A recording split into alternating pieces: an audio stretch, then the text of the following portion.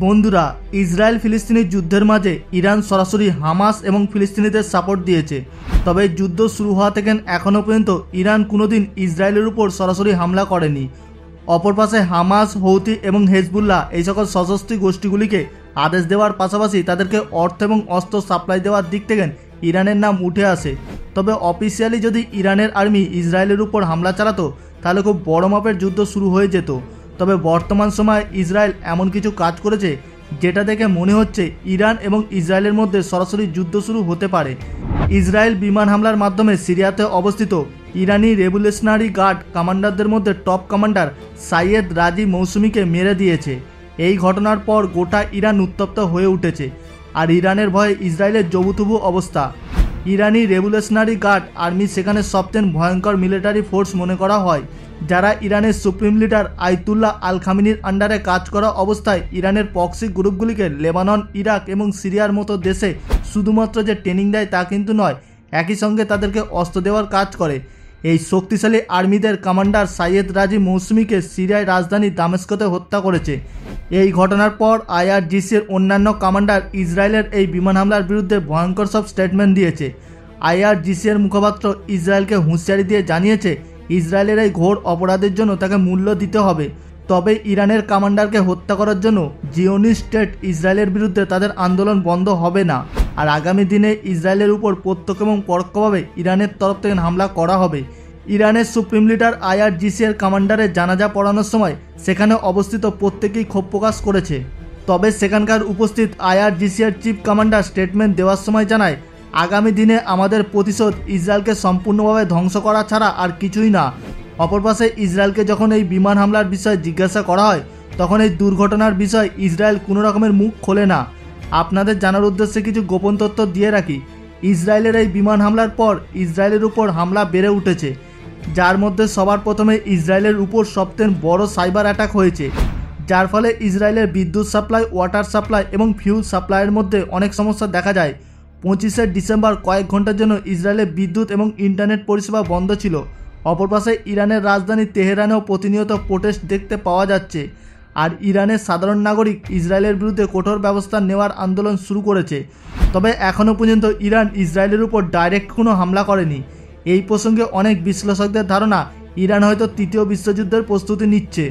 Israeli মিডিয়ার report অনুসারে ইরানের কমান্ডারকে হত্যা করার পর ইসরায়েলের এখন জবুথবু অবস্থা, আর ইসরায়েল এখন আর সহজভাবে গাজা উপত্যকাকে কোনো কন্ট্রোলে রাখতে পারবে না, কারণ এতদিন পর্যন্ত লেবানন প্রান্তে হেজবুল্লাহ এবং লোহিত সাগরে হৌথি বিদ্রোহীদের সঙ্গে ইসরায়েল মোকাবিলা করে আসছে।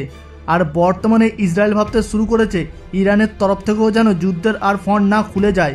এই প্রসঙ্গে অনেকের ধারণা ইরান সরাসরি ইসরায়েলের উপর হামলা না করলেও লেবানন প্রান্ত থেকে হেজবুল্লাহর সাহায্যে ইসরায়েলের সঙ্গে ভয়ঙ্কর যুদ্ধ শুরু করতে পারে, আর হয়তোবা ইসরায়েলের কোনো উচ্চপদস্থ লিডারকে হত্যা করে দিতে পারে। এই সব কিছুর মাঝে গাজা উপত্যকা থেকে খবর আসে ইসরায়েলের 3 জন সৈন্য যুদ্ধ করার সময় হামাস যোদ্ধাদের হাতে প্রাণ হারিয়েছে। ইসরায়েলের তরফ থেকে এই 3 জন সৈন্যের নাম উল্লেখ করা হয়েছে, যারা গাজাতে হামাসের প্রতিশোধের মুখে পড়ে মৃত্যুবরণ করেছে। অপর পাশে ইসরায়েল এবং অস্ট্রেলিয়ার মধ্যে দূরত্ব বাড়তে শুরু করেছে। আপনাদের জানার উদ্দেশ্যে বলে রাখি, এতদিন পর্যন্ত অস্ট্রেলিয়া পশ্চিমা দেশগুলির সঙ্গে ইসরায়েলকে সাপোর্ট দিয়ে এসেছে। ইসরায়েল অস্ট্রেলিয়ার 2 জন নাগরিককে হত্যা করেছে। লেবানন প্রান্তে ইসরায়েলের বিমান হামলার জন্য অস্ট্রেলিয়ার 2 জন সাধারণ নাগরিক মারা গিয়েছে। যুদ্ধ শুরু হওয়া থেকে এই 3 মাসের মধ্যে ইসরায়েল ফিলিস্তিনি যুদ্ধ অনেকটা পরিমাণে বিস্তার লাভ করেছে, আর এই 2 দেশের যুদ্ধের মাঝে লেবানন, অস্ট্রেলিয়া, সিরিয়া কিছু নিরীহ মানুষ প্রাণ হারিয়েছে। 2020 সালের একটি ঘটনা আপনাদেরকে আরও একবার স্মরণ করিয়ে দিই।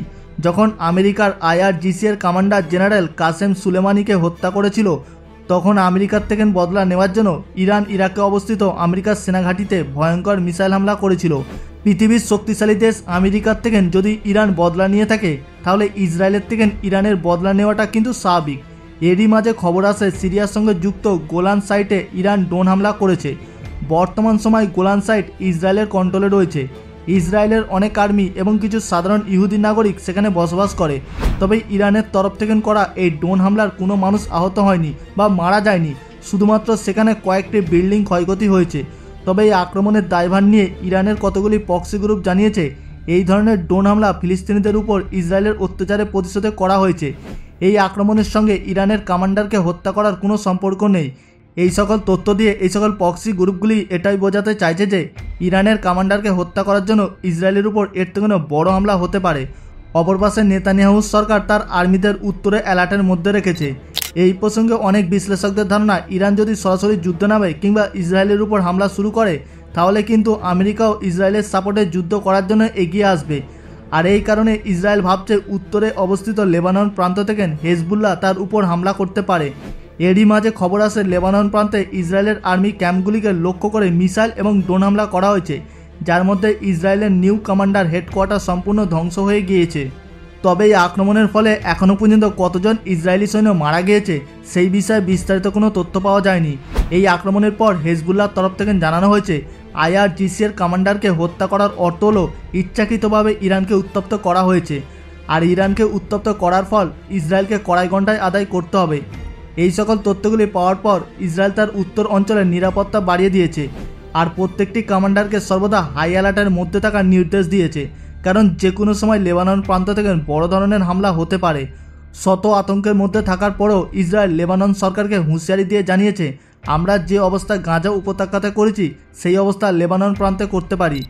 আর এই ধরনের স্টেটমেন্ট ইসরায়েলের ডিফেন্স মিনিস্টার ইয়োদ গোলান দিয়েছে।